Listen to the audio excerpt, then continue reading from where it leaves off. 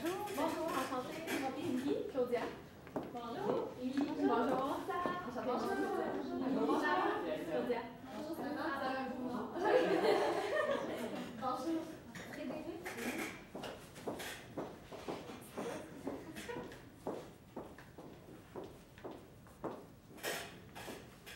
Donc, c'est l'équipe G6 pour le cas au bois de management universitaire. Je vais commencer par vous lire les instructions du cas, puis ensuite je vais laisser les juges se présenter. Vous allez avoir 15 à 20 minutes pour présenter votre solution au juge. Le temps va commencer à s'écouler à partir du moment où il y en a une de vous qui va prendre la parole. Je vais vous montrer le temps qui reste à l'aide des cartons. Donc, il y a 10 minutes, 5 minutes, 3 minutes, 1 minute, 30 secondes. Puis les 10 dernières secondes, ça va être avec mes doigts. Si vous continuez à parler à la fin du décompte, je vais être obligée de vous couper parce que vous allez avoir dépassé le temps. Si vous faites moins que 15 minutes, il va y avoir une pénalité d'1 point par 30 secondes manquantes. À la fin de la présentation, les juges vont avoir une période de questions de 5 minutes dans laquelle ils vont pouvoir vous demander des éclaircissements sur votre présentation. Il n'y aura pas de chronomètre que vous allez voir pendant la présentation, mais si vous arrivez à échéance des 5 minutes, je vais vous laisser terminer la réponse avant de vous couper et de terminer le cas. Je vais laisser la parole au juge pour se présenter. Parfait. Alors, je m'appelle Claudia Gabrielle Fortin. Je suis professeure au Cégep Garneau en technique administrative. Je m'appelle Pierre Méron, je suis responsable des planifications des ressources humaines au ministère des Affaires autochtones et du Développement du Nord-Canada. Sarah Dumont-Roy, consultante généraliste en ressources humaines chez Proxima Centre-Ville. Parfait. Donc, au bois, comme toutes les entreprises dans la réalité d'aujourd'hui, veulent innover, veulent avoir les meilleurs employés possibles, des employés qui sont qualifiés. Aujourd'hui, on vous propose une stratégie qui est efficace, réaliste et qui répondra là, aux besoins de l'entreprise. Donc, je vous présente mes collègues, encore une fois. Donc, Marie-Hélène Chabot, Sarah Bergeron et moi-même, Émilie. Donc, aujourd'hui, petit ordre du jour, là, pour vous situer un peu. Tout d'abord, nous allons vous parler du mandat. Nous allons faire une analyse de la situation actuelle de l'entreprise. Ensuite, nous allons parler de notre stratégie et des divers objectifs qui y sont rattachés. Ensuite, de l'implantation, de l'échéancier, de l'analyse des coûts et finalement, nous allons conclure. Donc, notre mandat, en fait, c'est de produire une stratégie permettant d'embaucher des employés qui sont qualifiés, de maintenir un taux de roulement qui est bas, d'augmenter la satisfaction des employés et finalement avoir la réussite du changement qui sera opéré dans l'entreprise au niveau des processus opérationnels. Donc, avant de poursuivre avec notre stratégie, une brève analyse de la situation actuelle de l'entreprise. Donc, elle a des forces, elle a des faiblesses. Donc, premièrement, elle bénéficie d'une bonne réputation dans le domaine. Donc, entre autres, grâce à ses produits qui sont de qualité, de la personnalisation. Elle mise beaucoup aussi sur le service conseil, donc un système de vente qui est diversifié, une entreprise qui est vraiment visionnaire.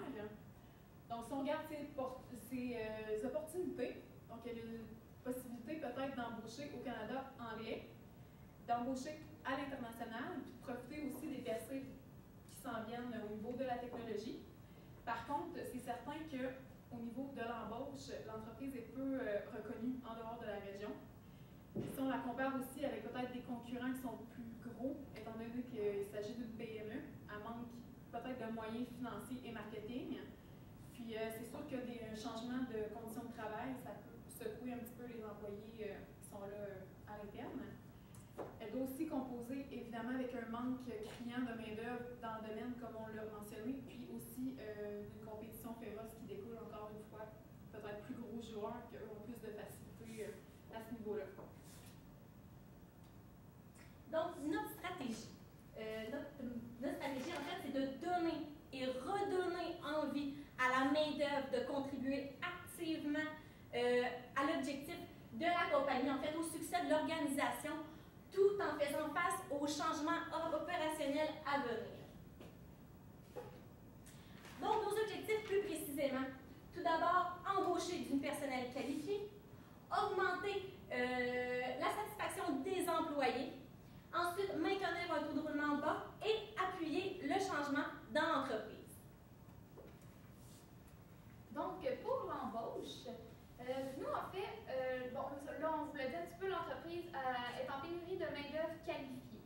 Donc, on a identifié 3 solutions qui qui est d'aller chercher et former des stagiaires, de développer, en fait, d'aller chercher des candidats dans le Canada anglais et l'embauche de candidats à l'international, qui était une suggestion là, que les propriétaires avaient déjà pensé.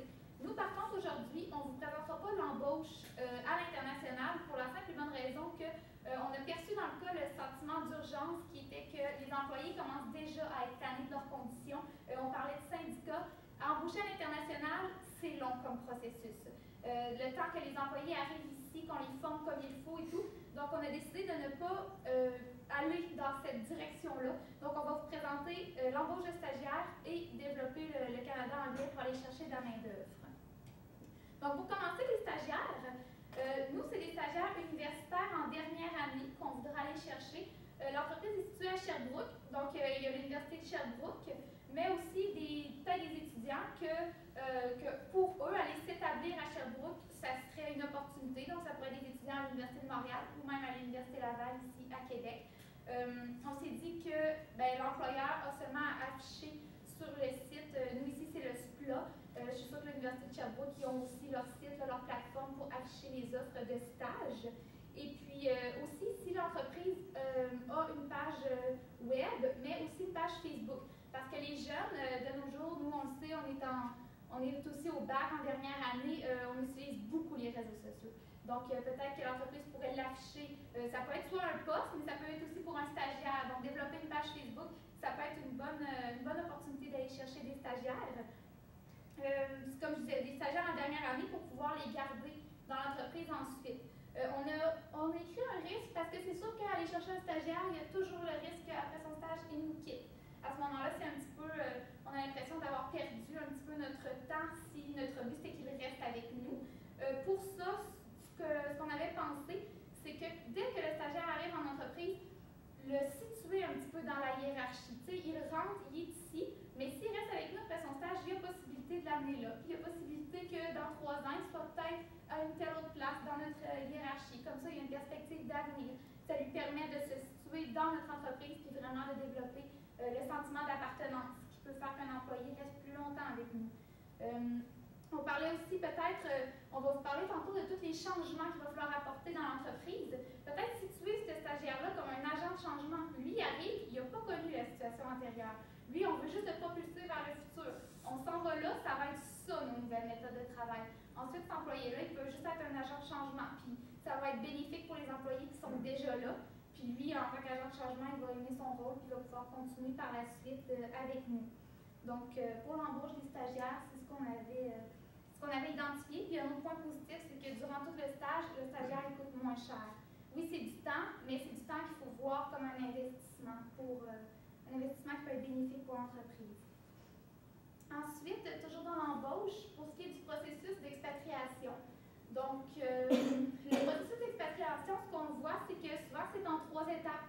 On va préparer le candidat. Quand on dit, excusez-moi, processus d'expatriation, on parle de chercher des candidats au Canada anglais, puis les amener travailler pour nous à Sherbrooke. La province qu'on a ciblée en premier, c'était l'Ontario, parce qu'on s'est dit que c'est la plus proche. On avait plus de chances d'aller chercher des gens qui voudraient venir travailler au Québec avec nous.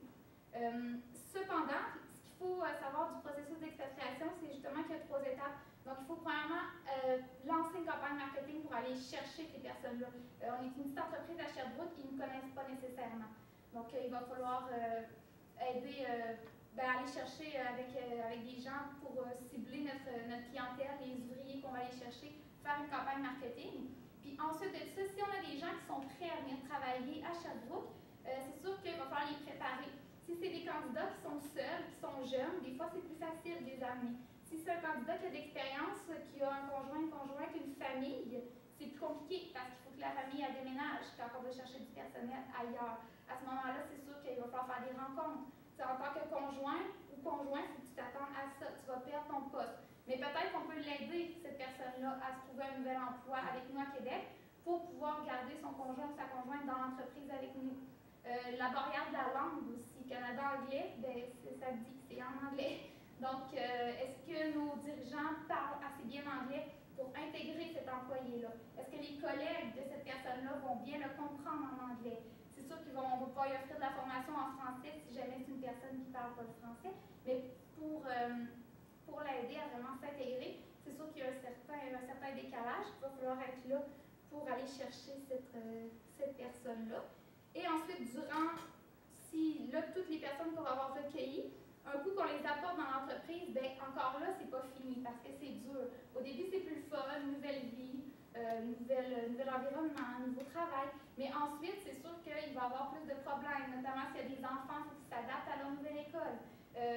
Nouveau travail, nouvel environnement, il y a plein de nouvelles situations qui font que tu n'es plus chez toi. Il faut que tu t'adaptes à où est-ce que tu es rendu. Et ça, les dirigeants vont devoir appuyer encore une fois ces personnes-là parce que c'est plus dur quand tu arrives dans une nouvelle province.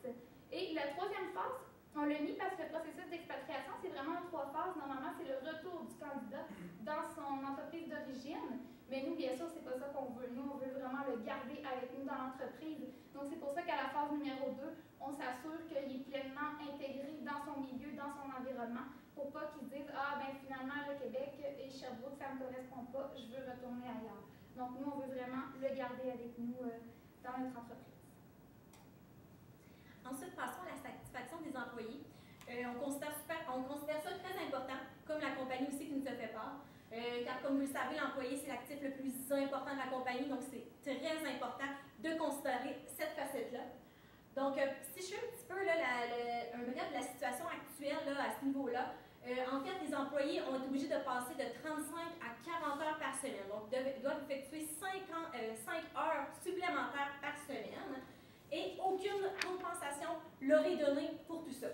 De plus, c'est sûr que les dirigeants exercent une pression accrue sur ces employés-là, car il y a beaucoup plus de travail à faire, plus de commandes qui rentrent, donc c'est sûr qu'il y a une pression là, de production là, sur leur épaule. Ensuite, on a quelques petites solutions. En fait, premièrement, on veut revoir les conditions de travail. En fait, on parle de 5 heures de plus par semaine. On considère que beaucoup d'employés ont considéré de l'insatisfaction. C'est pourquoi on pense qu'on pourrait payer les employés à temps et demi pour ce 5 heures de plus-là. De plus, offrir une possibilité d'horaire variable. Pourquoi? En fait, ils accordent une grande importance à la conciliation travail-famille. Et c'est pourquoi peut-être pouvoir offrir un corps de travail qui est différent, des horaires différents, et pouvoir peut-être compenser un 5 heures d'une manière là, qui les accommode le plus, ça serait une bonne idée. De plus, un point qui est très important, recueillir les commentaires sur le plancher. Les employés sont insatisfaits, il y a des raisons. Il faut demander leur avis, il faut demander les inquiétudes auxquelles ils font face pour pouvoir mieux cerner la situation. C'est super important l'étape sur le plancher dans ce contexte-là.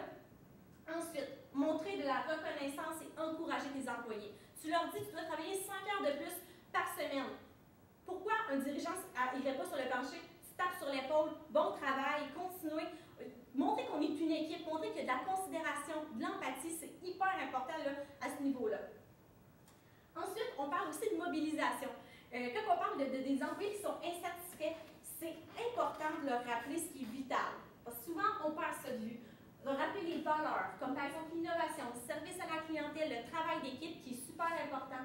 De plus, les diriger vers une cible commune, un objectif commun. C'est ce qu'on veut dire par là, par mobilisation.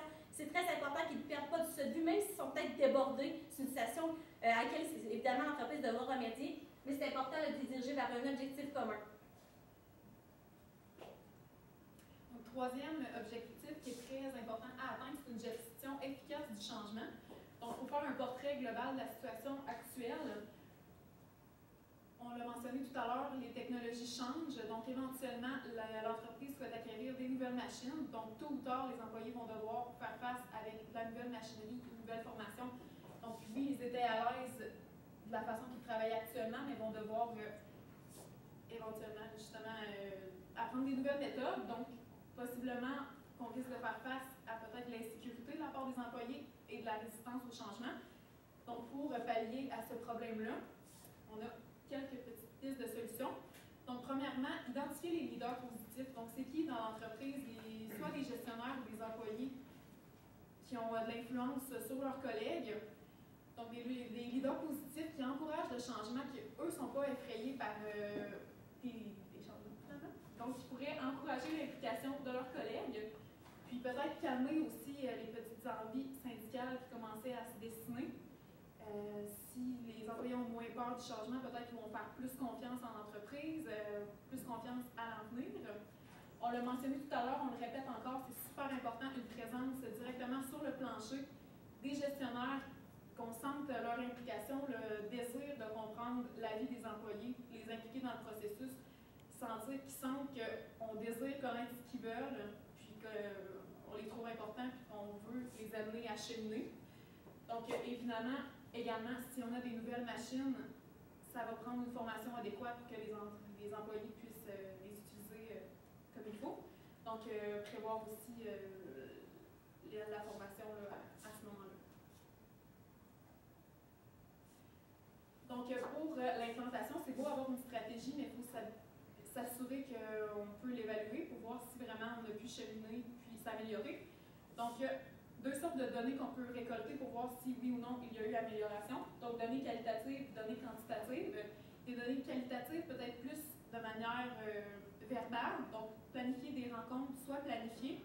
Donc, avec un gestionnaire, s'assoit avec les employés, récolte les avis, puis sinon, des rencontres spontanées, donc comme on l'a mentionné, directement sur le plancher au quotidien, récolte les commentaires, essaie de tâter le terrain, voir comment ça se passe, comment le changement s'opère et tout ça. Sinon, pour l'analyse d'indicateurs, on l'a dit, pour l'entreprise, un facteur qui est super important, c'est le taux de roulement. Il était bas, donc on essaye de le maintenir à ce niveau-là. Donc en évaluant fréquemment quand même le taux de roulement, on peut voir si ça s'est amélioré ou non. Sinon, le taux de rétention des employés, donc par exemple les stagiaires, les employés actuels, c'est quoi le pourcentage qui reste avec nous dans l'entreprise ou qui décide de quitter? Donc, si on mesure, on va y augmenter, il y a diminué, là à ce moment-là, on peut ajuster nos mesures en conséquence. Pour ce qui est des échéanciers, c'est sûr que c'est grosso modo, là, pour ce qui est de l'embauche des stagiaires, en fait, pour ce qui est de l'embauche en général, que ce soit un stagiaire ou que ce soit de percer le Canada anglais, ça peut commencer immédiatement là, dans le temps. Si on peut dire que l'analyse de poste est déjà faite, c'est une entreprise qui existe depuis longtemps. Donc, pour ce qui est des stagiaires, on aurait seulement qu'à aller sur les sites des universités. Pour ce qui est des expatriés, on a mis 6 mois parce que c'est vraiment le temps. Oui, il faut les trouver. Premièrement, il faut lancer notre campagne marketing. Puis, une fois qu'on les a, il faut les préparer. Fait que c'est sûr que les gens qui vont être expatriés, c'est plus long. C'est vraiment, là, il faut s'attendre à ce que ça soit plus long avant qu'ils soient performants dans notre entreprise, puis qu'ils puissent bien fonctionner avec nous, parce qu'il va falloir les préparer avant de partir, puis ensuite les amener avec nous. Fait que c'est un processus qui est beaucoup plus long. Pour ce qui est des politiques salariales, donc données en fonction des heures travaillées par les employés, à ce moment-là, on disait de 2 à 3 semaines, le temps de mettre tous les coûts, de calculer un petit peu, puis de l'expliquer comment ça fonctionne à nos employés. Et puis on avait la formation pour les nouvelles machines aussi, 3 à 6 mois pour l'ensemble de nos employés. L'analyse des coûts, donc on a chiffré nos coûts. L'embauche des stagiaires, on a mis un stagiaire, si on le prend soit en génie ou soit même en administration. En génie, ça serait vraiment pour les machines et tout ce qui est innovation dans l'entreprise. Et puis, stagiaire, s'il embauche en administration, ça serait, c'est vraiment au niveau que le propriétaire, lui, ce qu'il fait en ce moment, c'est des tâches administratives. Donc, vu tous les changements qui arrivent en entreprise, on s'est dit, peut-être que ça pourrait être un stagiaire en administration, puis le propriétaire pourrait se concentrer un petit peu plus sur ce qui arrive sur le plancher dans son entreprise. On évaluait ça à 15 $ de l'heure pour le stagiaire en administration et 20 $ de l'heure pour le stagiaire en génie, ce qui faisait environ 1600 par semaine pour 2 stagiaires. Ça, c'est pour les chiffres en génie dans notre entreprise.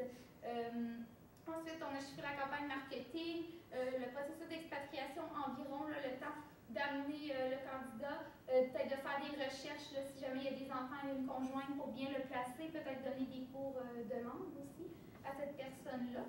Et puis les heures supplémentaires, là, tout dépendant aussi de combien d'heures on fait, combien d'heures nos employés vont faire en temps supplémentaire. Donc voilà, aujourd'hui, nous avons affaire à une stratégie qui est selon nous là, réalisable dans le temps et qui pourrait être très adaptée à la compagnie auquel nous avons fait affaire, donc au bois. Donc ça se termine ici là, pour la présentation. Donc, pour la période de questions, on vous écoute. parlé, donc, au niveau dans votre bloc satisfaction des employés, du fait que vous avez montré la reconnaissance, les encourager. Est-ce qu'il y a des mesures concrètes que vous conseillez pour faire ça? En fait, c'est surtout comme on parle ici de plus de récompenses extrinsèques, comme vous avez dit. C'est plus au niveau, par exemple, comme je l'ai dit, des gestes significatifs. Comme par exemple, j'ai comme nommé peut-être la petite tape dans le dos, des choses où, tu sais, ils pourraient peut-être se faire une liste de moyens pour. C'est banal, mais de faire une liste de moyens. Comment on va montrer à nos employés qu'on les considère? Comme par exemple la petite tape dans le dos. Ou, par exemple, à la fin de la journée, réunir tous les employés. Aujourd'hui, c'est une bonne journée de travail. On a réalisé nos objectifs, la journée. C'est plus dans cet horizon-là, là, je pourrais à peu près là, faire tout ça. Là. Merci. En fonction de la stratégie que vous avez présentée, comment pensez-vous qu'on va être capable de mettre en œuvre le fait de calmer les envies syndicales? Ben, c'est sûr que nous, ce qu'on a compris, c'est que les envies syndicales, ça venait surtout du fait qu'avant, les employés étaient heureux au travail, ils aimaient travailler pour l'entreprise, ce qui n'est plus nécessairement le cas. Donc, nous, on partait du fait que en augmentant la satisfaction de nos employés, puis avoir comme un retour à la normale, si on veut, un petit peu comme avant, ça allait se tasser parce qu'avant, il n'y en avait pas besoin, puis on n'a pas ressenti ce besoin-là.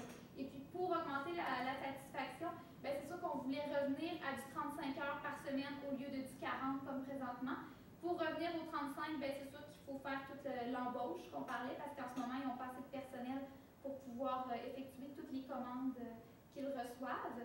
Et puis, pour aussi augmenter la satisfaction, ben là, c'est ça, c'était les facteurs de motivation qu'on peut aller chercher chez les employés, comme la petite tape dans le dos, les félicitations de son dirigeant, comme quoi ça a bien été. Une accommodation aussi, vie, travail, famille, qui est souvent bien appréciée chez les employés.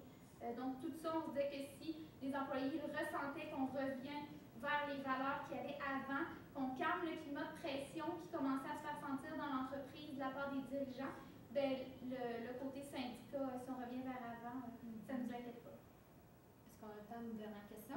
Oui. Belle présentation. Ma question, c'était au niveau de la satisfaction des employés, offrir possibilité d'un horaire variable. Donc là, on parle beaucoup d'un milieu manufacturier. Donc, comment vous pensez qu'un horaire variable serait viable dans des délais de production serrés, par exemple?